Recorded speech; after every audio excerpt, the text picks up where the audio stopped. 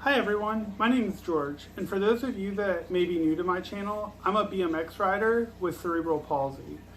For those of you that might not know what cerebral palsy is, it's basically brain damage that happens before, during, or after the birthing process. Cerebral palsy can affect people in many different ways.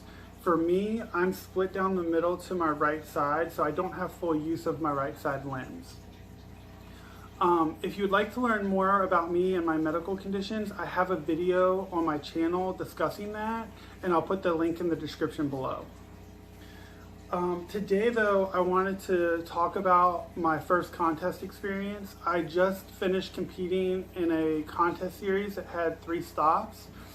Competing in a contest had always been a dream of mine because it just posed a lot of interesting questions to me. You know, having cerebral palsy, my body gets really stiff. I don't have full use of my right side limb, so my foot and my hand are the biggest issues when riding BMX, and keeping that grip strength up to make sure that I can hold on to the bike the way that I need to. Up until about 2 years ago, I couldn't even do lines where I link tricks together. Let's take a feeble for example. If I did a feeble, I would go up and I would hit the box, do the feeble grind, land, but then I would have to like stop and reset my hands, reset my feet to make sure that I had enough grip to go on and do the next trick.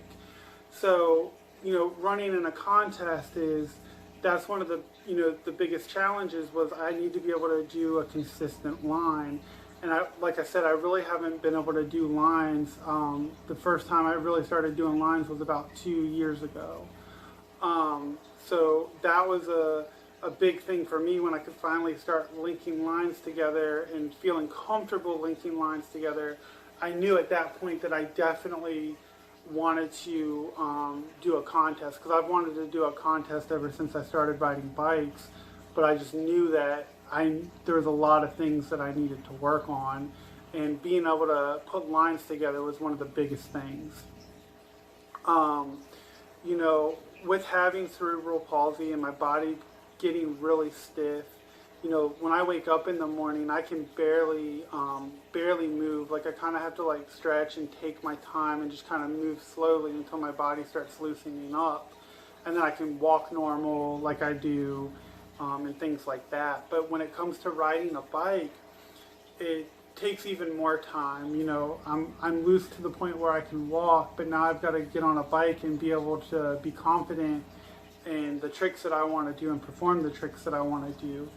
Usually when I go to either a skate park or a street spot, whatever I'm riding, it could be just right out front of my house, usually I have to just like ride around and pump around for about 45 minutes to an hour and get my legs loose and my blood's flowing and my arms loose to the point where I can actually feel confident in doing tricks and things like that. And one of the things that happens to me when I'm tired and nervous is, I call it body locking. I'm not sure if there's a better term for it, but basically, my muscles and things will get so tight every once in a while they'll just lock up and they just won't function the way that they need to. It can really happen at any point, and it only lasts for about half of a second, so most of the time it doesn't even really matter. Like if I'm walking or something and my body locks up, I can usually just kind of stop and it'll release and I'll be fine. But during my contest, I was so tired and so nervous that my second run, I was doing a fakie, which is one of my favorite things to do. I love to do fakie tricks. And I was going and I was pulling out of it, and my body just locked up as I was pulling out of the fakie to turn back around, and I just went down. And I'll put that clip in here so you guys can see what I'm talking about.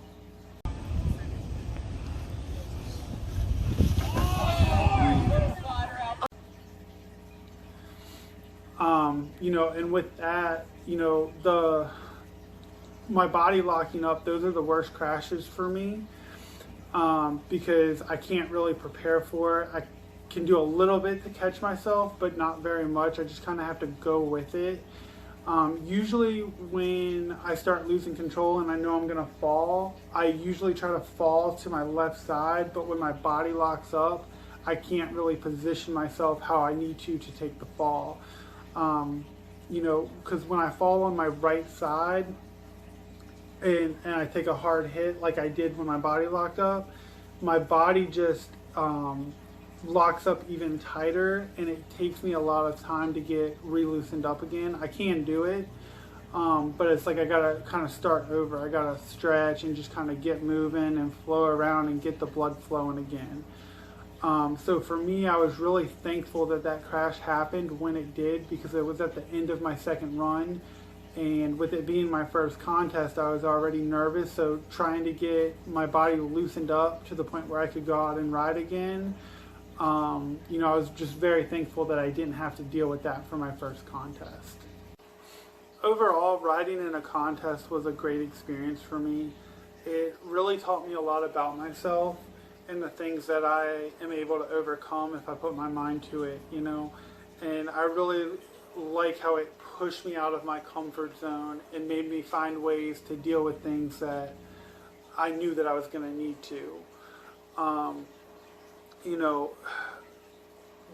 Pushing yourself out of your comfort zone is how you grow as a person, as a rider, and it's very important to do those things. And BMX is a passion of mine. I absolutely love the sport, and I want to see how far I can push myself and how far I can take the sport of BMX. And riding a contest was a big milestone for me, and I'm very thankful that I had the opportunity to do that. And I wanted to just say thank you to the Bent crew for putting on the contest, and I wanted to say thank you to my fiance Lindsay, Willie, Ryan, Ronnie, Cody, Sam, Mark, and Sue, and all my family at Shadow Conspiracy and Subrosa Brand. I could not have done it without you guys, and I truly appreciate you all.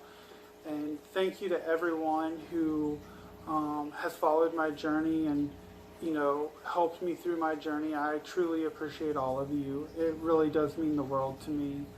And I just want to tell you guys, for someone like myself, for the longest time, who was afraid to put himself out there, if you have a dream or a goal or something you want to accomplish but you're scared to because you're afraid to put yourself out there, please don't be afraid to put yourself out there. Please go for your goals and your dreams and do the things that you want to do in life, because it will make all the difference in the world to you, and you'll really grow as a person, and you'll find what you're truly capable of. So please don't ever be afraid to put yourself out there. With that said, I would just like to thank you all for tuning into this video. If there's anything else that you guys would like to know about cerebral palsy, or just any videos that you guys would like to see in the future in general, please put a comment down below. I do plan on doing more videos in the future. I'm going to put my contest runs in order at the end of this video, so stay tuned for that, and thank you for watching. Let's hear it for him. Oh, nice rider, can. Nobody's seen that. Very original, nice baby. Rocking that free coaster. Nice rider, very stylish, looking like Todd. Yeah. On the roller. We got a nice little shaky. Nice half cab out of it, very sick. George has been doing this longer than we've been alive for most people.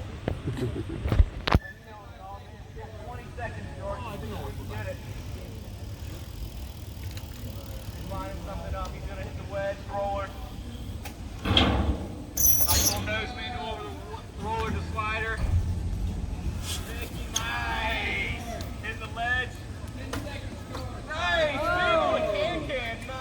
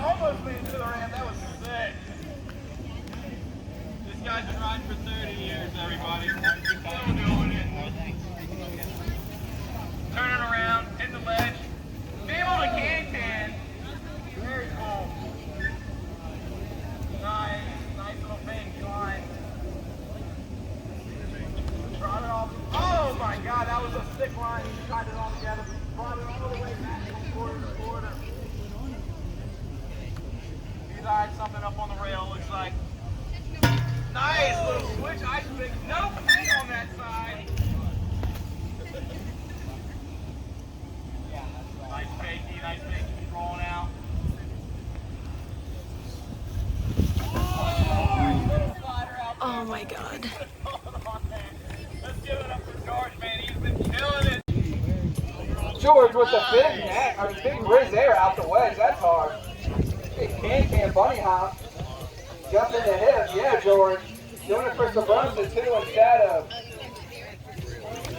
big wall ride. Yeah, George. George is so smooth. He's a local part. Big pegless ice pick on the flat rail. You got 35 seconds, George.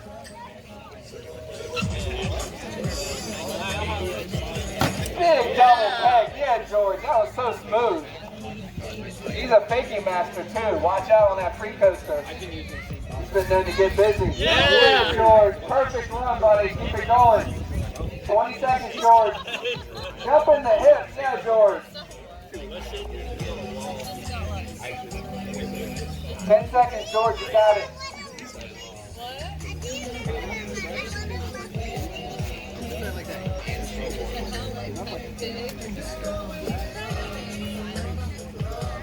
Big can. Yeah, George. Ending it with the can.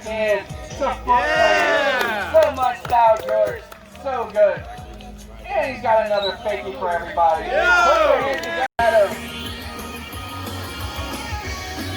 Got a lot of speed starting out, looking like a pegless ice pick again. So rad. Robbo would be stoked. Got the big can, some foot plants. So stylish, George. Big fakie. George just kills those. Big one-footer hop. You don't see that. Looking like he's going to that ledge. Big double peg. Yeah, George. Perfect. Another awesome fakie. With a stylish slider. 30 seconds, George. You're killing it. There's that pegless ice pick for Robbo.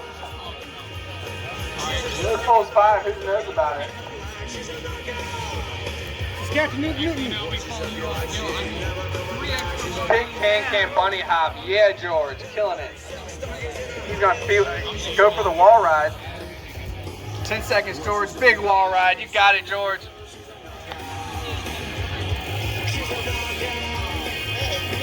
Big can. Yeah, George. So stylish. That's going to be it, George, after this trick. He's going to end it with a butter fakie turnaround. Yeah, George. Put your hand.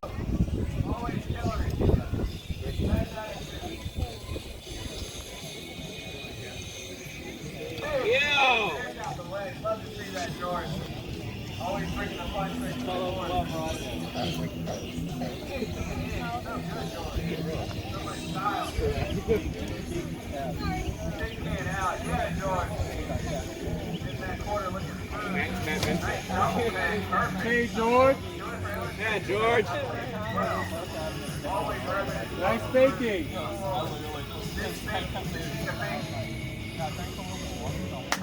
Yeah, George! Yeah, George! They didn't do that at all. 25 seconds, buddy.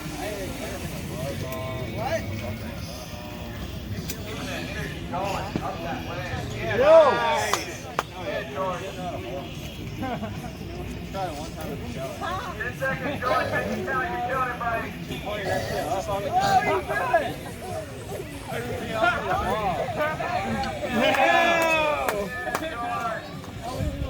about it, buddy. While we have the series done.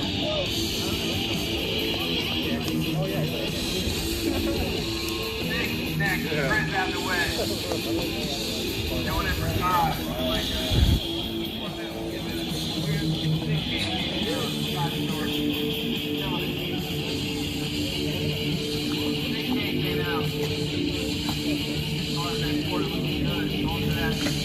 Yeah. Yeah, George. Down the big way. 30 seconds, buddy. Yeah, George. Get it, George.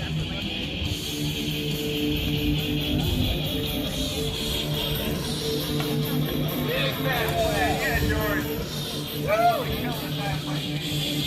10 seconds, George.